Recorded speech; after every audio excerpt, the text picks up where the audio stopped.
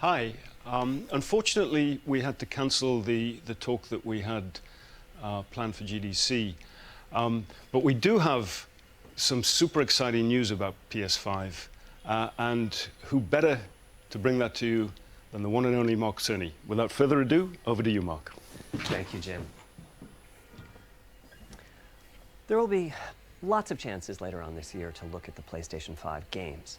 Today, I want to talk a bit about our goals for the PlayStation 5 hardware and how they influenced the development of the console.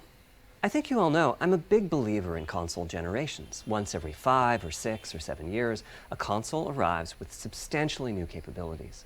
There's a lot of learning by the game developers, hopefully not too overwhelming, and soon there's games that could never have been created before.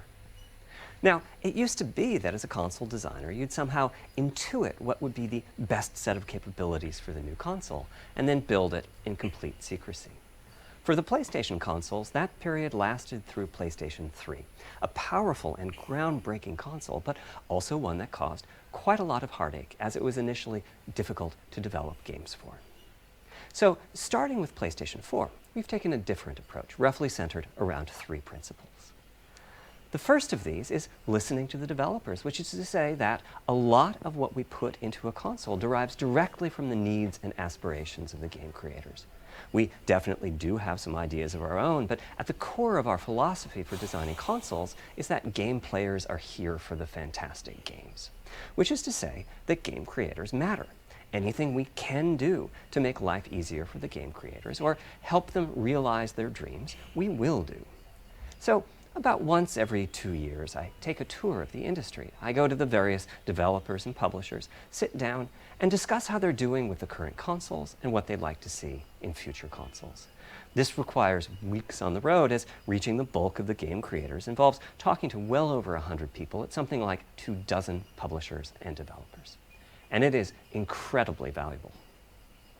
By the way, the feature most requested by the developers, that was an SSD, which we were very happy to put in the hardware, but a lot of problem solving was required. I'll be doing a deep dive on the SSD and surrounding systems later on in this talk. It's also key to make a generational leap while keeping the console sufficiently familiar to game developers. I think about this in terms of balancing evolution and revolution. Now, with PlayStation 1, 2, and 3, the target was a revolution each time with a brand new feature set. That was great in many ways, but time for the developers to get up and running got longer with each console. In the past, I've called this time to triangle. Here's what I had for those 3 consoles. To be clear, I'm not talking about time to make a game. Developers will be ambitious, and it may take them 6 years or so to realize their vision. What I'm talking about is that dead time before graphics and other aspects of game development are up and running, and trying to minimize that.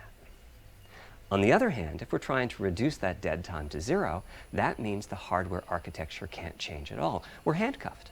We need to judge for each feature what value it adds and whether it's worth the increase in developer time needed to support it. So with PlayStation 4, we were able to strike a pretty good balance between performance and familiarity. We got required learning back to PlayStation 1 levels. With PS5, the GPU was definitely the area we felt the most tension between adding new features and keeping a familiar programming model. Ultimately, I think we've ended up with something under a month of getting up to speed. That feels like we're striking about the right balance. I'll go into a bit more detail later today about our philosophy with the GPU and the specific feature set that resulted from it.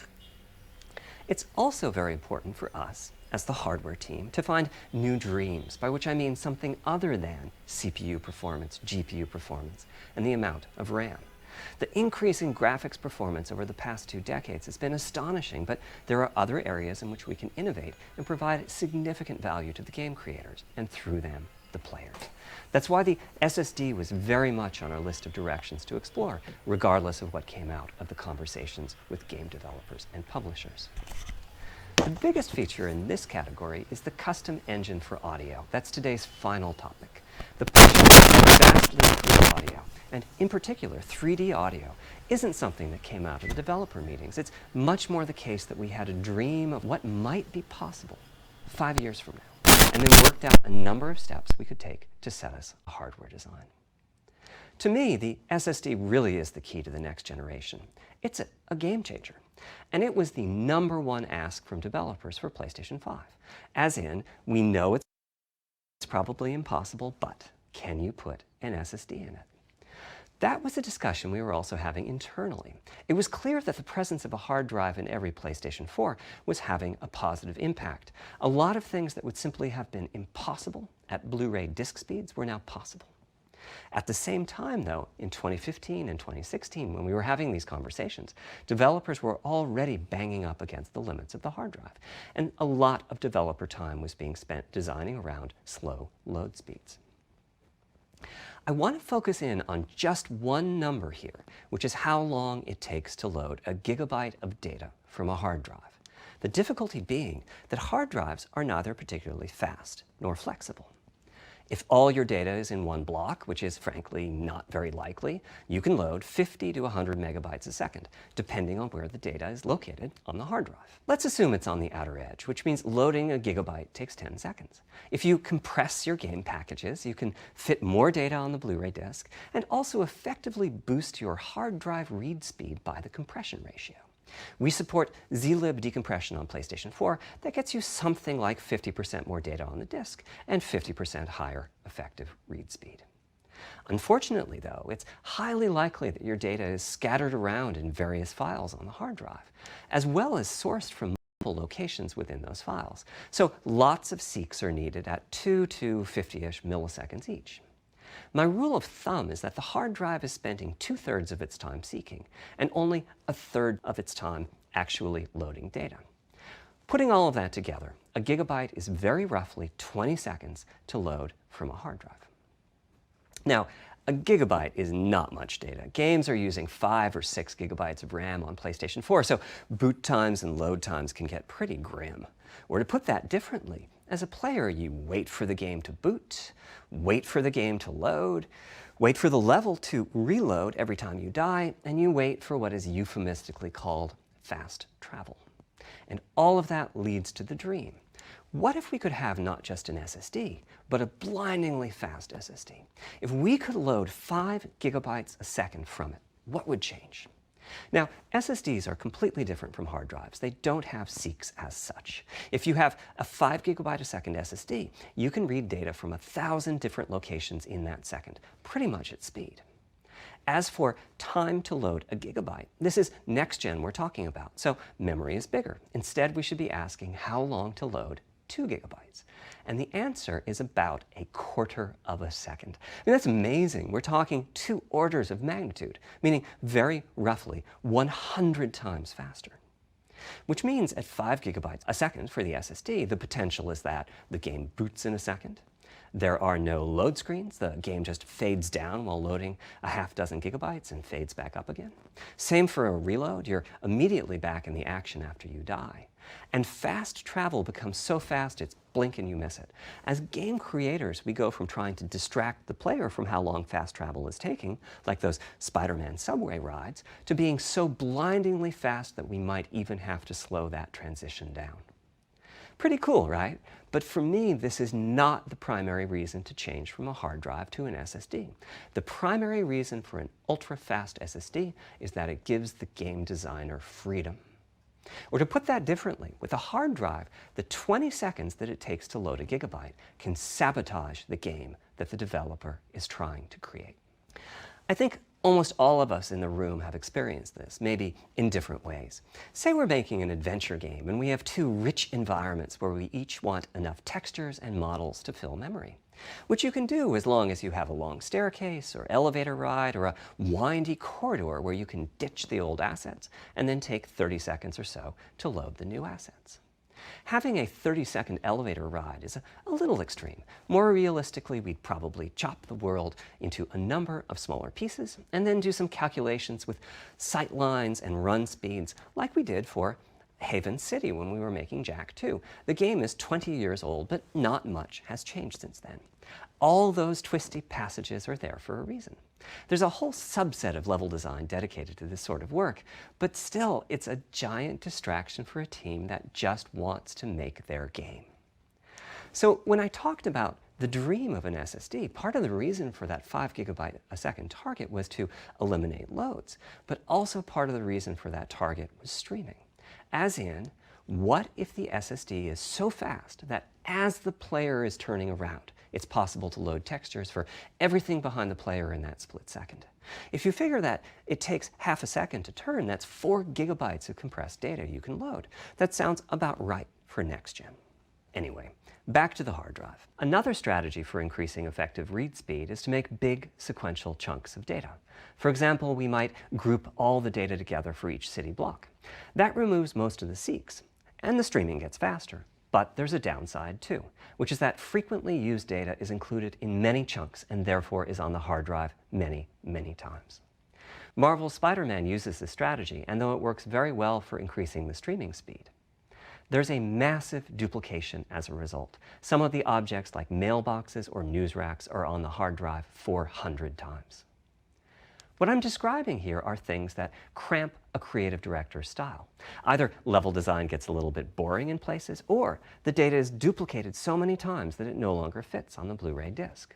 And you end up with hard limits on the player's run speed or driving speed. The player can't go faster than the load speed from the hard drive. And finally, I'm sure many of you have noticed that after a patch download, the PlayStation 4 will sometimes take a long time to install the patch. That's because when just part of a file has been changed, the new data can be downloaded pretty quickly. But before the game boots up, a brand new file has to be constructed that includes the changed portion. Otherwise, every change would add a seek or two. Even so, you can occasionally see this happening on game titles. They start to hitch once they get patched enough. With an SSD, though, no seeks, so no need to make brand new files with the changes incorporated into them, which means no installs as you know them today. There's yet one more benefit, which is that system memory can be used much more efficiently.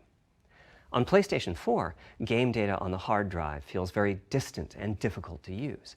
By the time you realize you need a piece of data, it's much too late to go out and load it. So system memory has to contain all of the data that could be used in the next 30 seconds or so of gameplay. That means a lot of the 8 gigabytes of system memory is idle. It's just waiting there to be potentially used. On PlayStation 5, though, the SSD is very close to being like more RAM. Typically, it's fast enough that when you realize you need a piece of data, you can just load it from the SSD and use it. There's no need to have lots of data parked in system memory waiting to potentially be used. A different way of saying that is that most of RAM is working on the game's behalf. This is one of the reasons that 16 gigabytes of GDDR6 feels right for PlayStation 5. The presence of the SSD reduces the need for a massive intergenerational increase in size. So back to the dream of the SSD. Here's the set of targets. Boot the game in a second, no load screens, design freedom, meaning no twisty passages or long corridors, more game on the disk and more game on the SSD, and finally, those patch installs go away. The reality, though, is that the SSD is just one piece of the puzzle. There's a lot of places where bottlenecks can occur in between the SSD and the game code that uses the data. You can see this on PlayStation 4. If I use an SSD with 10 times the speed of a standard hard drive, I probably see only double the loading speed, if that. For PlayStation 5, our goal was not just that the SSD itself be 100 times faster. It was that game loads and streaming would be 100 times faster. So every single potential bottleneck needed to be addressed. And there are a lot of them. Let's look at check-in and what happens when its overhead gets 100 times larger. Conceptually, check-in is a pretty simple process. Data is loaded into system memory from the hard drive or SSD. It's examined, a few values are tweaked to check it in, and then it's moved to its final location. At the SSD speeds we're talking about, that last part, moving the data, meaning copying it from one location to another, takes roughly an entire next-gen CPU core. And that's just the tip of the iceberg. If all the overheads get 100 times larger, that will cripple the frame rate as soon as the player moves, and that massive stream of data starts coming off the SSD. So to solve all of that, we built a lot of custom hardware, namely a custom flash controller and a number of custom units in our main chip. The flash controller in the SSD was designed for smooth and bottleneck-free operation, but also with games in mind. For example, there are 6 levels of priority when reading from the SSD. Priority is very important. You can imagine the player heading into some new location in the world and the game requesting a few gigabytes of textures. And while those textures are being loaded, an enemy is shot and has to speak a few dying words. Having multiple priority levels lets the audio for those dying words get loaded immediately. On one side, that flash controller connects to the actual flash dies that supply the storage. To reach our bandwidth target of 5 gigabytes a second, we ended up with a 12-channel interface. 8 channels wouldn't be enough. The resulting bandwidth we've achieved is actually 5.5 gigabytes a second. With a 12-channel interface, the most natural size that emerges for an SSD is 825 gigabytes. The key question for us was, is that enough? I mean, it's tempting to add more, but flash certainly doesn't come cheap, and we have a responsibility to our gaming audience to be cost-effective with regards to what we put in the console. Ultimately, we resolved this question by looking at the play patterns of a broad range of gamers. We examined the specific games that they were playing over the course of a weekend or a week or a month, and whether that set of games would fit properly on the SSD. We were able to establish that the friction caused by reinstalls or re-downloads would be quite low, and so we locked in on that 825 gigabyte size, while also preparing multiple strategies so that those who want more storage can add it. I'll go through the details in a moment. Back to the flash controller. On the other side, it connects to our main custom chip via 4 lanes of Gen 4 PCIe. And inside the main custom chip is a pretty hefty unit dedicated to I/O. Before we talk about what that does, let's talk compression for a moment. PlayStation 4 used zlib as its compression format. We decided to use it again on PlayStation 5, but on my 2017 tour of developers, I learned about a new format called Kraken from Rad Game Tools. It's like zlib's smarter cousin. Simple, similar types of algorithms, but about 10% better compression, which is pretty big. That means 10% more game on the UHD Blu-ray disc or on the SSD. Kraken had only been out for a year, but it was already becoming a de facto industry standard. Half of the teams I talked to were either using it or getting ready to evaluate it. So we hustled and built a custom decompressor into the I/O unit, one capable of handling over 5 gigabytes of Kraken format input data a second. After decompression, that typically becomes 8 or 9 gigabytes, but the unit itself is capable of outputting as much as 22 gigabytes a second if the data happen to compress particularly well. By the way, in terms of performance, that custom decompressor equates to 9 of our Zen 2 cores. That's what it would take to decompress the Kraken stream with a conventional CPU. There's a lot more in the custom I/O unit, including a dedicated DMA controller. The game can direct exactly where it wants to send the data coming off of the SSD. This equates to another Zen 2 core or 2 in terms of its copy performance. Its primary purpose is to remove check-in as a bottleneck. There's 2 dedicated I/O coprocessors and a large RAM pool. These aren't Zen 2 cores. They're there principally to direct the variety of custom hardware around them.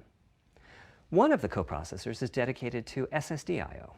This lets us bypass traditional file I/O and its bottlenecks when reading from the SSD. The other is responsible for memory mapping, which I know doesn't sound like anything related to the SSD, but a lot of developers map and remap memory as part of file I/O, and this too can become a bottleneck. There are coherency engines to assist the coprocessors. Coherency comes up a lot in places. Probably the biggest coherency issue is stale data in the GPU caches.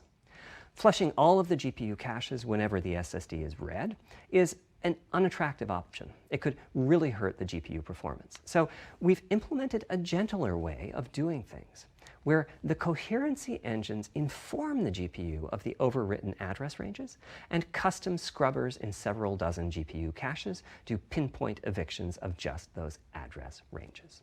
The best thing is, as a game developer, when you read from the SSD, you don't need to know any of this. You don't even need to know that your data is compressed. You just indicate what data you'd like to read from your original uncompressed file and where you'd like to put it, and the whole process of loading it happens invisibly to you and at very high speed. Back to the dream. Thanks to all of that surrounding hardware, our 5.5 gigabytes a second really should translate into something like 100 times faster I/O than PS4 and allow the dream of no load screens and super fast streaming to become a reality. Having said that, expandability of our SSD is going to be quite important. Flash is costly, and you may very well want to add storage to whatever we put in the console. Now, the kind of storage you need depends on how you're going to use it.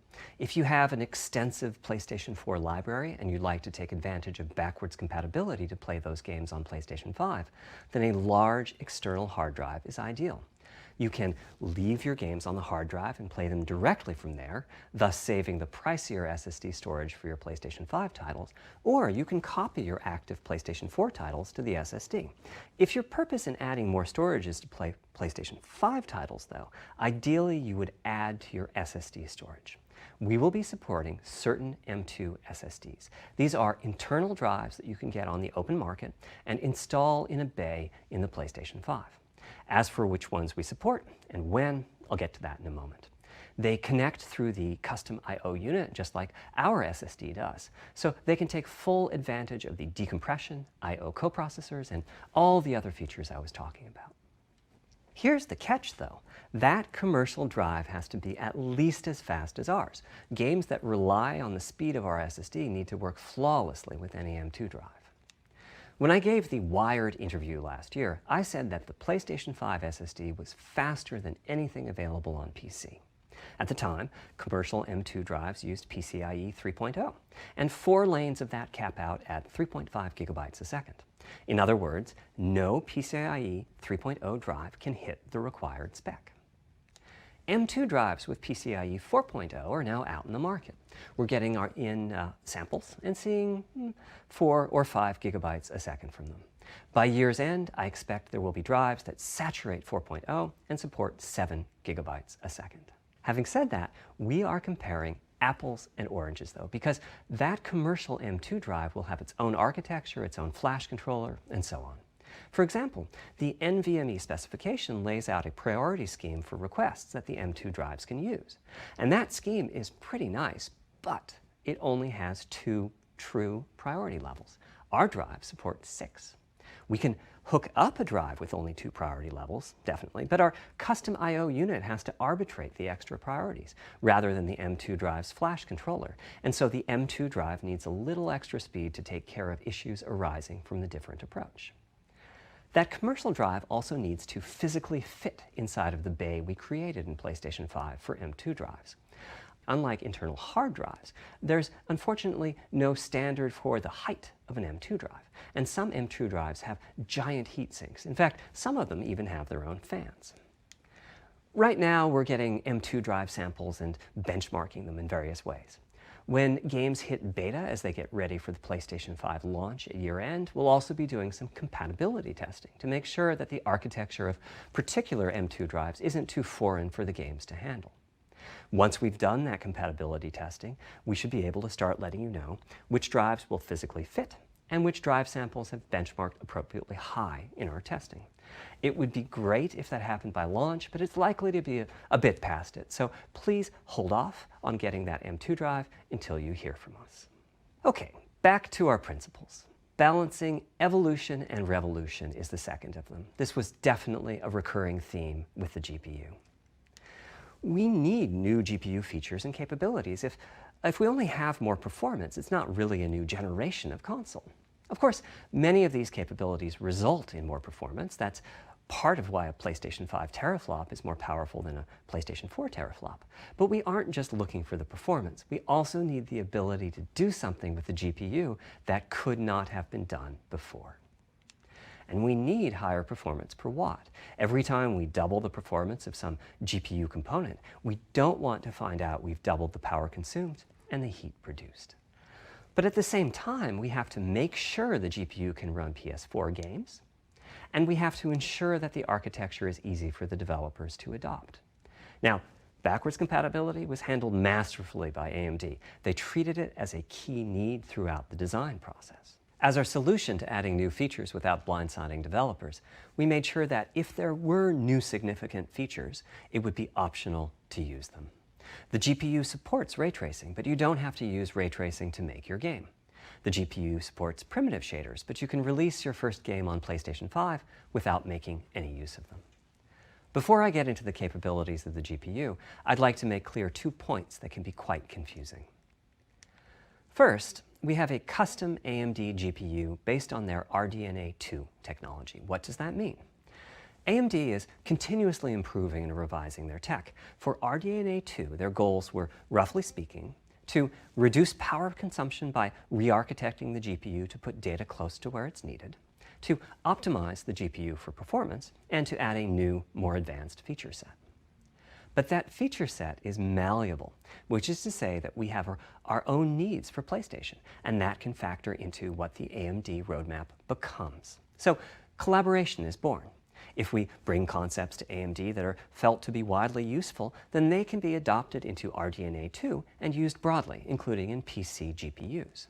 If the ideas are sufficiently specific to what we're trying to accomplish, like the GPU cache scrubbers I was talking about, then they end up being just for us. If you see a similar discrete GPU available as a PC card at roughly the same time as we release our console, that means our collaboration with AMD succeeded in producing technology useful in both worlds. It doesn't mean that we as Sony simply incorporated the PC part into our console. This continuous improvement in AMD technology means it's dangerous to rely on teraflops as an absolute indicator of performance, and CU count should be avoided as well. In the case of CPUs, we all understand this. The PlayStation 4 and PlayStation 5 each have 8 CPUs, but we never think that meant the capabilities and performance are equal. It's the same for CUs. For one thing, they've been getting much larger over time. Adding new features means adding lots of transistors. In fact, the transistor count for a PlayStation 5 CU is 62% larger than the transistor count for a PlayStation 4 CU. Second, the PlayStation 5 GPU is backwards compatible with PlayStation 4. What does that mean? One way you can achieve backwards compatibility is to put the previous console's chipset in the new console, like we did with some PlayStation 3s, but that's of course extremely expensive. A better way is to incorporate any differences in the previous console's logic into the new console's custom chips, meaning that even as the technology evolves, the logic and feature set that PlayStation 4 and PlayStation 4 Pro titles rely on is still available in backwards compatibility modes. One advantage of this strategy is that once backwards compatibility is in the console, it's in. It's not as if a cost down will remove backwards compatibility like it did on PlayStation 3. Achieving this unification of functionality took years of efforts by AMD, as any roadmap advancement creates a potential divergence in logic. Running PS4 and PS4 titles at boosted frequencies has also added complexity. The boost is truly massive this time around, and some game code just can't handle it. Testing has to be done on a title-by-title basis. Results are excellent, though. We recently took a look at the top 100 PlayStation 4 titles as ranked by playtime, and we're expecting almost all of them to be playable at launch on PlayStation 5. With regards to new features, as I said, our strategy was to try to break new ground, but at the same time not to require use of the new GPU capabilities. For more than a decade, GPUs have imposed a restriction on game engines. Software handles vertex processing, but for the most part, dedicated hardware is responsible for the triangles and other geometry that the vertices form. That means it's not possible to do even basic optimizations, such as aborting processing of a vertex if all geometry that uses it is off-screen. PlayStation 5 has a new unit called the Geometry Engine, which brings handling of triangles and other primitives under full programmatic control. As a game developer, you're free to ignore its existence and use the PlayStation 5 GPU as if it were no more capable than the PS4 GPU, or you can use this new intelligence in various ways. Simple usage could be performance optimization, such as removing backfaced or off-screen vertices and triangles. More complex usage involves something called primitive shaders, which allow the game to synthesize geometry on the fly as it's being rendered. It's a brand new capability. Using primitive shaders on PlayStation 5 will allow for a broad variety of techniques, including smoothly varying level of detail, addition of procedural detail to close-up objects, and improvements to particle effects and other visual special effects. Another major new feature of our custom RDNA 2-based GPU is ray tracing, using the same strategy as AMD's upcoming PC GPUs. The CUs contain a new specialized unit called the intersection engine, which can calculate the intersection of rays with boxes and triangles. To use the intersection engine, first you build what is called an acceleration structure. It's data in RAM that contains all of your geometry. There's a specific set of formats you can use. They're variations on the same BVH concept. Then, in your shader program, you use a new instruction that asks the intersection engine to check a ray against the BVH. While the intersection engine is processing the requested ray triangle or ray box intersections, the shaders are free to do other work. Having said that, the ray tracing instruction is pretty memory intensive, so it's a good mix with logic-heavy code. There's of course no need to use ray tracing. PS4 graphics engines will run just fine on PlayStation 5, but it presents an opportunity for those interested. I'm thinking it'll take less than 1 million rays a second to have a big impact on audio. That should be enough for audio occlusion and some reverb calculations. With a bit more of the GPU invested in ray tracing, it should be possible to do some very nice global illumination. Having said that, adding ray-traced shadows and reflections to a traditional graphics engine could easily take hundreds of millions of rays a second, and full ray tracing could take billions. How far can we go? I'm starting to get quite bullish. I've already seen a PlayStation 5 title that's successfully using ray tracing-based reflections in complex animated scenes with only modest costs. Another set of issues for the GPU involved size and frequency. How big do we make the GPU, and what frequency do we run it at? This is a balancing act. The chip has a cost, and there's a cost for whatever we use to supply that chip with power and to cool it. In general, I like running the GPU at higher frequency. Let me show you why. Here's 2 possible configurations for a GPU roughly of the level of the PlayStation 4 Pro. This is a thought experiment. Don't take these configurations too seriously. If you just calculate teraflops, you get the same number. But actually, the performance is noticeably different because teraflops is defined as the computational capability of the vector ALU. That's just one part of the GPU. There are a lot of other units. And those other units all run faster when the GPU frequency is higher. At 33% higher frequency, rasterization goes 33% faster. Processing the command buffer goes that much faster. The L2 and other caches have that much higher bandwidth, and so on. About the only downside is that system memory is 33% further away in terms of cycles. But the large number of benefits more than counterbalance that. As a friend of mine says, a rising tide lifts all boats. Also, it's easier to fully use 36 CUs in parallel than it is to fully use 48 CUs. When triangles are small, it's much harder to fill all those CUs with useful work. So there's a lot to be said for faster, assuming you can handle the resulting power and heat issues, which frankly, we haven't always done the best job at. Part of the reason for that is, historically, our process for setting CPU and GPU frequencies has relied on some heavy-duty guesswork with regards to how much electrical power games will consume and how much heat will be produced as a result inside of the console. Power consumption varies a lot from game to game. When I play God of War on my PS4 Pro, I know the power consumption is high just by the fan noise. But power isn't simply about engine quality. It's about the minutiae of what's being displayed and how. It's counterintuitive, but processing dense geometry typically consumes less power than processing simple geometry, which is, I suspect, why Horizon's map screen, with its low triangle count, makes my PS4 Pro heat up so much. Our process on previous consoles has been to try to guess what the maximum power consumption during the entire console lifetime might be, which is to say, the worst case scene in the worst case game, and prepare a cooling solution that we think will be quiet at that power level. If we get it right, fan noise is minimal. If we get it wrong, the console will be quite loud for the higher power games, and there's even a chance that it might overheat and shut down if we misestimate power too badly. PlayStation 5 is especially challenging because the CPU supports 256-bit native instructions that consume a lot of power. These are great here and there, but presumably only minimally used. Or are they? If we plan for major 256-bit instruction usage, we need to set the CPU clock substantially lower or noticeably increase the size of the power supply and fan.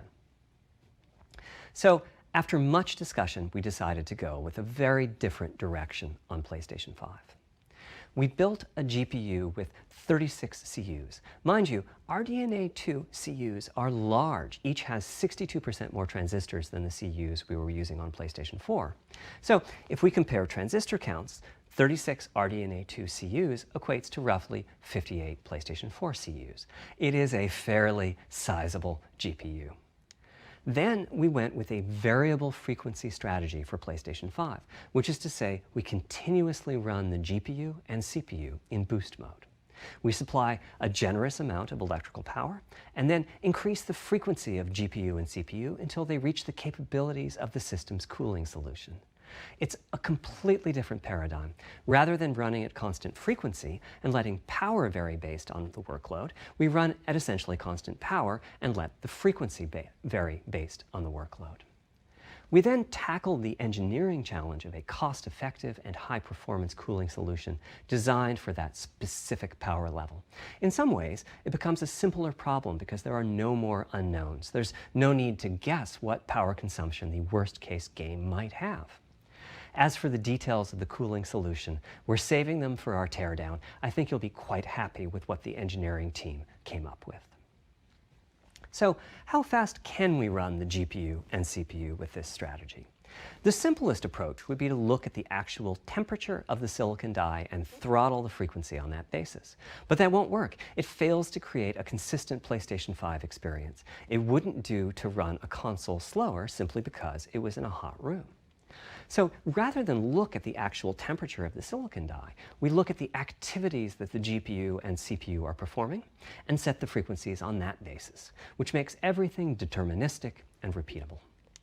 While we're at it, we also use AMD's Smart Shift technology and send any unused power from the CPU to the GPU so it can squeeze out a few more pixels. The benefits of this strategy are quite large. Running a GPU at 2 GHz was looking like an unreachable target with the old fixed frequency strategy. With this new paradigm, we're able to run way over that. In fact, we have to cap the GPU frequency at 2.23 GHz so that we can guarantee that the on-chip logic operates properly. 36 CUs at 2.23 GHz is 10.3 teraflops, and we expect the GPU to spend most of its time at or close to that frequency and performance. Similarly, running the CPU at 3 GHz was causing headaches with the old strategy. But now we can run it as high as 3.5 GHz. In fact, it spends most of its time at that frequency. That doesn't mean all games will be running at 2.23 GHz and 3.5 GHz. When that worst-case game arrives, it will run at a lower clock speed, but not too much lower. To reduce power by 10%, it only takes a couple of percent reduction in frequency, so I'd expect any downclocking to be pretty minor. All things considered, the change to a variable frequency approach will show significant gains for PlayStation gamers. The final of our 3 principles was about finding new dreams. It's important for us on the hardware team to find new ways to expand or deepen gaming, and that's what led us to a focus on 3D audio. As players, we experience the game through the visuals, through audio, and through the feedback we receive from the controller, such as rumble or haptics. Personally, I feel a game is just dead without audio. Visuals are, of course, important, but the impact of audio is huge as well. At the same time, the audio team on a game project has to do a lot with a little. For example, on PlayStation 4, there's fierce competition for the Jaguar CPU cores. Audio typically ends up getting just a fraction of a core. That's not much of a computational resource, particularly when you consider that the visuals run at 30 or 60 frames a second, but audio processing needs to happen at almost 200 times a second. So, it's been tough going making forward progress on audio with PlayStation 4, particularly when PlayStation 3 was such a beast when it came to audio. The SPUs in Cell were almost a perfect device for audio rendering. Simple pipelined algorithms could really take advantage of asynchronous DMA and frequently reached 100% utilization of the floating point unit. There's unfortunately nothing comparable on PlayStation 4. Probably the most dramatic progress in the PlayStation 4 generation has been with virtual reality. The PSVR hardware has its own audio unit. It supports about 50 pretty decent 3D sound sources. And this provided a hint as to where we could go with audio, as well as some valuable experience. Not to oversimplify, but here were our goals for audio on PlayStation 5. The first goal was great audio for everyone, not just VR users or soundbar owners or headphone users. That meant audio had to be part of the console. It couldn't be a peripheral. The second goal was to support hundreds of sound sources. We didn't want developers to have to pick and choose what sounds would get 3D effects and which wouldn't. We wanted every sound in the game to have dimensionality. And finally, we wanted to really take on the challenges of presence and locality. Now, when we say presence, we mean the feeling that you're actually there. You've entered the matrix. It's not, of course, something we thought we could perfectly achieve, but the idea was that if we stopped using just a rain sound and instead used lots of 3D audio sources for raindrops hitting the ground at all sorts of locations around you, then at some point your brain would take a leap and you'd begin to have this feeling of real presence inside the virtual world of the game. This has the capacity to affect your appreciation of the game, just like music in a game does. The concept of locality is simpler. It's just your sense of where the audio is coming from, to the right of you, behind you, above you. This can immerse you further in the game, and it can also directly enhance the gameplay. To use Dead Space as an example, I know, old school, you're fighting enemies in fairly dark, spooky locations. Back in the day, if you played the game using the TV speakers, you could tell that there was one last enemy growling and hunting you down, but it was difficult to tell quite where that enemy was. With headphones, you could tell that the enemy was somewhere on the right, which let you deduce, if you couldn't see it, that it must be somewhere behind and to your right. But with 3D audio with good locality, the idea is you know the enemy is precisely there, and you turn and you take it out. So, how do we know where a sound is coming from in the first place? Well, all those bumps and folds in the ear have a meaning, evolutionarily speaking. Based on what direction the sound is coming from, sound waves bounce around inside the ear, there's some constructive and destructive interference, and the result is a change in volume. The phase of the sound also shifts, depending on what path the sound wave took to reach the ear canal. These volume changes and phase shifts are different for each direction and also vary depending on the frequency of the sound. Head size and head shape also impact the sound in a similar fashion. The way that the sound changes, based on direction and frequency, can be encoded in a table called the Head-Related Transfer Function, or HRTF. Here's part of one. The vertical axis is the frequency. The horizontal axis is the direction, front, back, left, right, and the color gives the degree of attenuation of the sound at that frequency. The HRTF is as unique to an individual as a fingerprint is. In fact, you're looking at mine right now. Here's how we measure an HRTF. We've taken hundreds of people through this process. We put a microphone in the subject's left and right ear canals, and then sit the subject down in the middle of an array of 22 speakers. We then play an audio sweep from each speaker as we rotate the subject. In the course of 10 or 20 minutes, we're able to sample the HRTF at over 1,000 locations. Using an HRTF when rendering audio creates unparalleled quality, but it's computationally expensive. The simplest way to use an HRTF is to process a sound source to make it appear as if it's coming from one of those 1,000 locations we sample. Unfortunately, the processing has to be done in frequency domain rather than time domain, so there's multiple fast Fourier transforms needed for every sound source for every audio tick. That's a lot of multiplies. This computational complexity was the determining factor for our strategy. It meant we had to bite the bullet and design and build a custom hardware unit for 3D audio. Collectively, we're referring to the hardware unit and the proprietary algorithms we run on it as Tempest 3D Audio Tech. The meaning of 3D audio and technology should be pretty obvious here.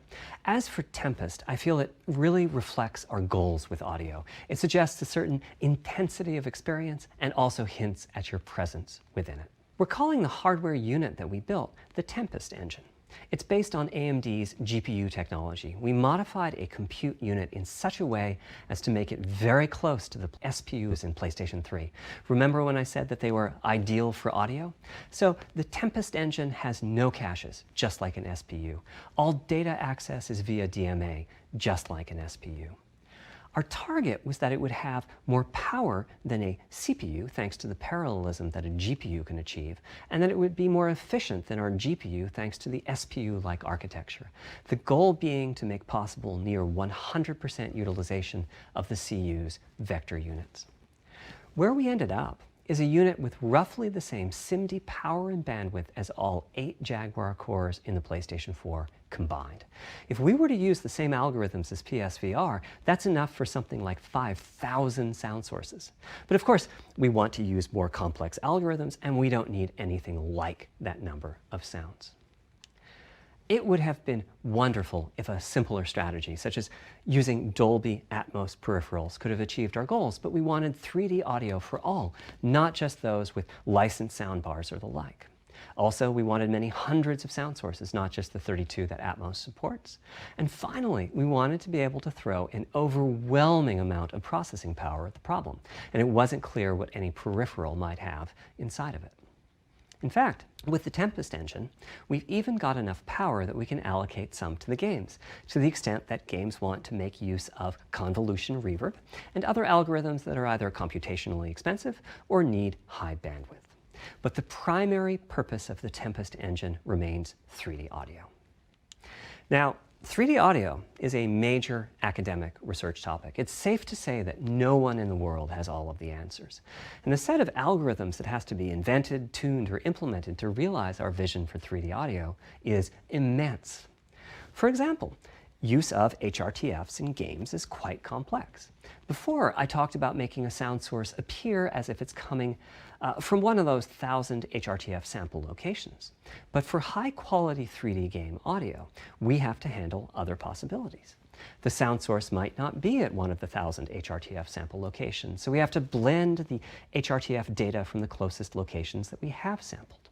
The sound source might be moving, which needs very special handling as that blend keeps changing, and that can cause phase artifacts in the resulting audio. Or the sound source might have a size to it, meaning it should feel as if it's coming from an area rather than a single point. There's also whole categories of approaches to be handled. 3D audio can be implemented using individual processing of 3D sound sources. But alternatively, ambisonics can be used for 3D audio. Ambisonics being somewhat like the spherical harmonics used in computer graphics. And finally, there's audio devices. The player might be using headphones or TV speakers, or have a higher-end surround sound setup with 6 or more speakers, all of which need different approaches. That's a lot of variations. It's nice to have the computational resources of the Tempest engine, but it's clear that achieving our ultimate goals with 3D audio is going to be a multi-year, step-by-step process. Having said that, headphone audio implementation is largely complete at this time. It was a natural place for us to start. With headphones, we control exactly what each ear hears, and therefore the algorithmic development and implementation are more straightforward. For TV speakers and stereo speakers, we're in the process of implementing virtual surround sound. The idea being that if you're sitting in a sweet spot in front of the TV, then the sound can be made to feel as if it's coming from any direction, even behind you. Virtual surround sound has a lot in common with 3D audio on headphones, but it's more complex because the left ear can hear the right speaker and vice versa.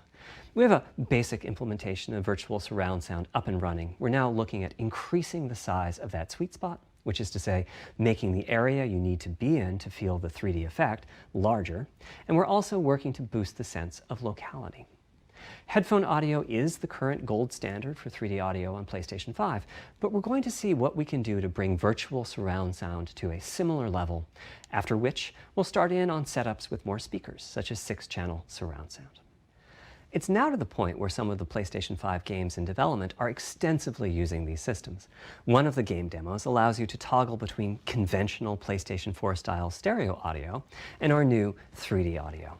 I listened with just an ordinary pair of over-the-ear headphones, and wow, I could feel a difference. 3D audio has that dimensional feel to it. Conventional stereo audio feels smashed flat by comparison. The improvement is obvious.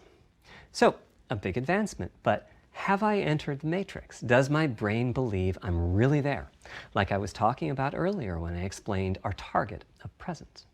Well, the answer is no, but you've probably caught on to what's missing here, namely whose HRTF was being used. It wasn't mine, it was the default HRTF.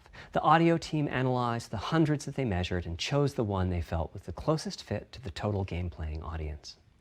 This shows a piece of the default HRTF on the left and my HRTF on the right. You can see that the general features are much the same, but the details are quite different.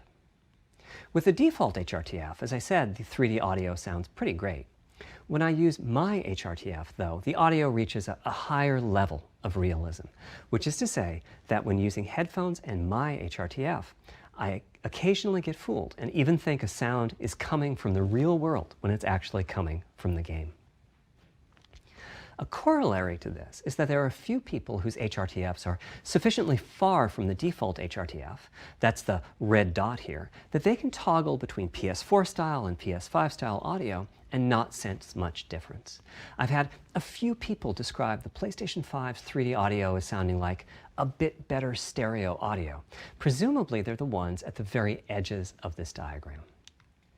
Which means what HRTF you're using is key. I'd like everyone to be able to experience what I'm experiencing, but obviously it's not possible to measure the HRTF of every PlayStation user. That means HRTF selection and synthesis are going to be big topics going forward as the Tempest technology matures. At PlayStation 5 launch, we'll be offering a choice of 5 HRTFs. There's a simple test where you pick the one that gives you the best locality. That's just the first step, though. This is an open-ended research topic. Maybe you'll be sending us a photo of your ear and we'll choose a neural network to pick the closest HRTF in our library. Maybe you'll be sending us a video of your ears and your head and we'll make a 3D model of them and synthesize the HRTF. Maybe you'll play an audio game to tune your HRTF. We'll be subtly changing it as you play and home in on the HRTF that gives you the highest score, meaning that it matches you the best. This is a journey we'll all be taking together over the next few years. Ultimately, we're committing to enabling everyone to experience that next level of realism. Hopefully, I've been able to illustrate a bit about our design and decision-making process today and why PlayStation 5 has the feature set that it does. Now comes the fun part. We get to see how the development community takes advantage of that feature set. I'm hoping for the completely unexpected. Will it come from audio, ray tracing, the capabilities of the SSD, or something else? I guess we'll find out soon enough. Thank you for your time today.